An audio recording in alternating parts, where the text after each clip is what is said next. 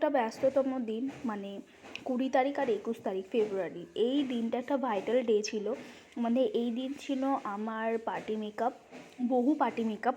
হাতে গোনা কত যে ক্যান্সেল করেছি সেটা আমি নিজেও জানি না। 20 তারিখ ছিল ভীষণ ঝড়তম একটা দিন।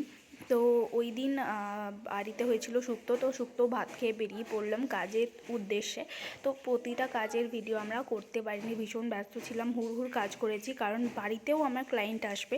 আমি সেরকম কোনো ক্যাপচার করতে পারিনি, বা ছবি নেই, ভিডিও নেই। আমি জাস্ট তোমাদের সাথে দুদিনের ব্লগটা একদম শেয়ার করে দিচ্ছি। এটা হলো ভীষণ খুঁতখুঁতে একজন ক্লায়েন্ট, মানে ভীষণ খুঁতখুঁতে। প্রতিটা কাজের প্রতিটা স্টেপ হচ্ছে আর সে আয়না দেখছে। এটা কিন্তু তাদের বুঝতে হয় যে একজন মেকআপ আর্টিস্ট যখন কাজ করে তখন তাকে এতটা মানে অবিশ্বাস করছো যখন, তাহলে তাকে বুক করছো কেন, এই ব্যাপারটা তোমাদের বুঝতে হবে। এটা হলো 21 তারিখের কিছু মানে জিনিস আমি খেতে খেতে তোমাদের সাথে শেয়ার করলাম। 3টে বাজে, 3:30-র সময় আমার এক ক্লায়েন্ট চলে এসেছিলো বাড়িতে, তো তাকে রেডি করছিলাম। আর খেতে খেতে দেখো কার্টুন তোমরা কারা দেখো, বিশেষ করে গোপাল ভাঁড়, সিনচ্যান।